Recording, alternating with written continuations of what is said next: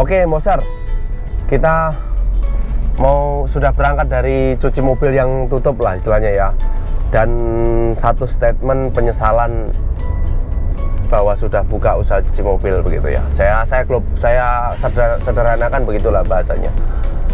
Jadi saya mau bahas tentang tutup dan berlanjutnya usaha cuci mobil begitu. Nah, kenapa ada cuci mobil yang kelihatannya terseok-seok, operasionalnya tidak rame tapi masih bisa berjalan bertahun-tahun? Itu ada nggak? Ada. Kenapa alasannya? Nah, ini kita mau bahas yang ini dulu, poin pertama dulu. Alasannya kenapa?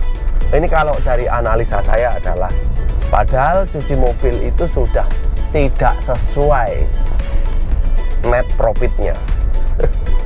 Kan ada, tapi masih bisa berjalan. Ini karena biasanya owner itu punya bisnis lain yang bisa mengcover usaha cuci mobil tersebut. Apakah usaha itu merugi? Enggak. Saya katakan tidak merugi lah, tidak merugi. Tapi dengan nilai investasi yang dikeluarkan, misalnya dia bikin usaha cuci mobil itu, gambarannya saya bikin 1M aja lah, 1M, tapi per bulan itu dapat profitnya itu kurang lebih 3 juta, 4 juta begitu. Apakah itu berjalan sesuai dengan ekspektasi? Kalau tanah yang dibuat usaha itu sewa, ini saya rasa jauh dari ekspektasi kalau menurut saya. Kalau profitnya cuman 3 juta sampai 5 juta per bulan. Tapi kenapa masih bisa berjalan sampai bertahun-tahun, Pak? Dikarenakan pengusahanya atau ownernya itu punya usaha lain yang lebih besar. Itu udah pasti. Ya, masih bisa berjalan. Itu masih mampu berjalan gitu loh. Jadi kalau misalnya ownernya itu ada subsidi lah untuk, ya kalau kita pikirkan 3 juta sampai 5 juta cukup apa sih untuk profit ownernya? Mungkin untuk uang bensin aja kurang gitu kan. Kalau kita mau ngambil net profitnya dari situ, dari usaha cuci mobil yang profitnya 3 sampai 5 juta tadi dengan modal 1M. Tapi kelihatannya ini tersiok-siok kan, Pak? Iya. Loh, kenapa, Pak? Dengan profit 3 juta sampai 5 juta tadi masih bisa berjalan terus? Masih bisa berjalan terus sampai 2-3 tahun bertahan, bahkan 3 tahun, 4 tahun lagi masih bertahan. Profitnya segitu-gitu aja. Usaha cuci mobilnya tidak berkembang tapi masih bisa bertahan. Ya karena ada subsidi dari usaha lain, pasti. Nggak mungkin bisa kan profit dari cuci mobil untuk menghidupkan operasional keluarga saja, tidak bisa. Bagaimana mungkin seorang owner bisa cukup dengan uang 3-5 juta? Kan tidak mungkin itu terjadi gitu. Jadi artinya poin yang pertama ini adalah ketika usaha itu kelihatannya terseok-seok tapi masih bisa berjalan, dipastikan ada dana talangan atau ada usaha lain untuk mengcover operasional owner tersebut gitu kan. Jadi ada usaha lain lah. Usaha cuci mobil ini tidak bisa diharapkan, tapi masih bisa berjalan, masih gitu. Terus yang kedua, poin yang kedua adalah kenapa kelihatannya cuci mobil tersebut berjalan, ya nggak rame-rame banget lah, tapi ada aja gitu, ada aja. Salonnya juga ada aja. Tapi kenapa dijual sama ownernya atau ditutup? Pernah nggak investor begitu melihat cuci mobil yang begitu? Ini kelihatannya rame nih cuci mobil, kok ganti bos lagi? Ini kelihatannya rame nih cuci mobil nih, ini ganti merek lagi. Itu apa, Pak, sebabnya?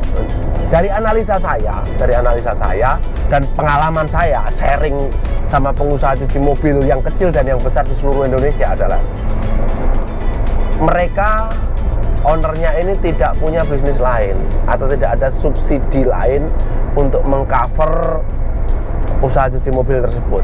Artinya kalau profitnya memang tidak cukup untuk operasional, mereka masih untung, ya untung. Tapi dengan keuntungan yang saya ratakan tadi ya, Ya kelihatannya rame lah gitu, ada keuntungan 10-20 juta begitu.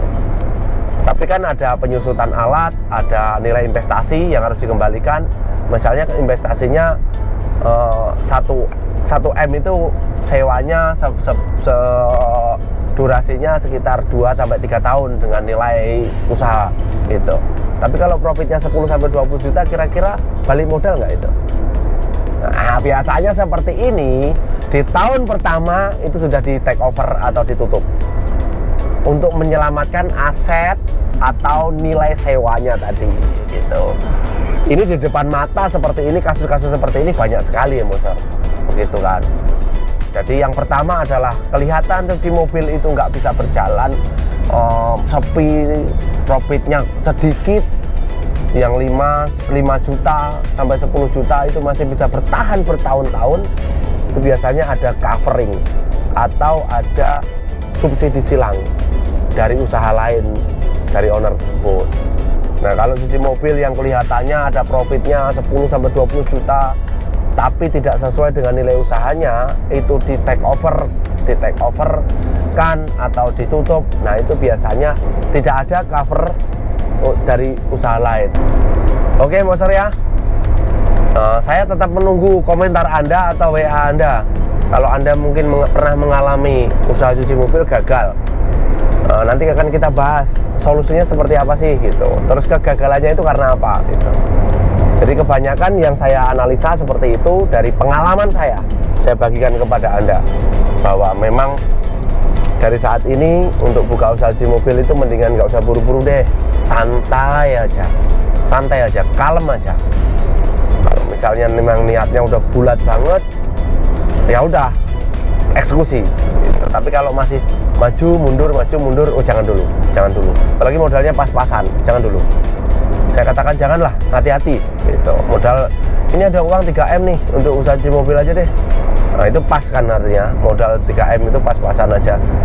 Tapi Anda masih ragu-ragu, antara buka Indomaret atau cuci mobil ya gitu misalnya.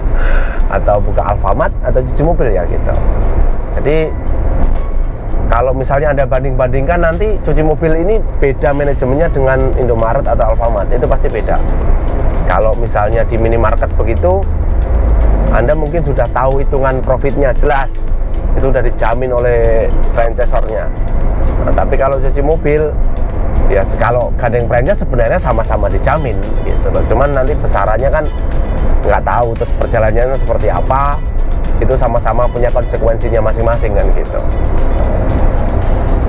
Makanya Anda pikir baik-baik dulu. Wah, saya mau nekat di sini ada minimarket, di sini ada cuci mobil, untuk usaha cuci mobilnya. Ya udah jalan gitu. Berarti kan Anda sudah siapkan itu semuanya, segala sesuatunya. Makanya kenapa kalau misalnya Anda memang buka usaha cuci mobil, saya katakan terus berkali-kali, saya bukan menakut-nakuti sih. Bukan apa kapasitas saya menakut-nakuti Anda? Nggak ada. Seorang pengusaha yang sudah mau buka usaha cuci mobil, minimal pola pikirnya udah nggak bisa ditakut-takuti oleh seseorang yang cuma ngoceh di YouTube aja. Mungkin nggak seperti itu gitu. Saya cuma mau membuka fakta, menggelar fakta. Saya menggelar fakta. Oh, ini loh Pak kesusahannya cuci mobil. Makanya setiap investor yang datang untuk berbicara kepada saya sampaikan hal-hal buruknya.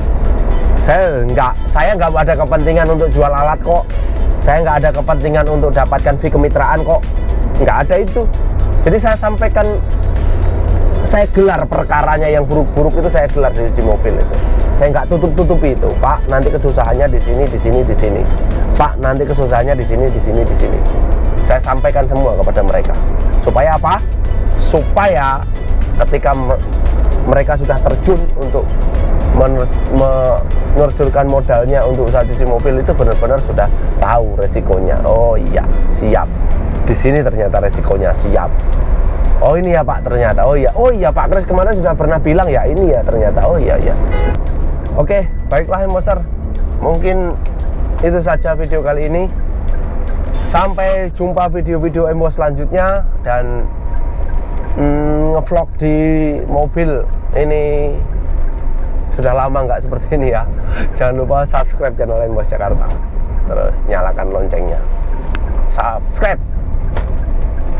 Agak di-push dikit lah subscribe-nya ini, biar semangat ya. Bikin video kayak gini terus untuk edukasi tentang usaha cuci mobil, mengedukasi, memberi informasi tentang cuci mobil. Silahkan komen-komen, silahkan like, share di sosial media Anda. M-Wash tempat yang tepat untuk merawat mobil Anda.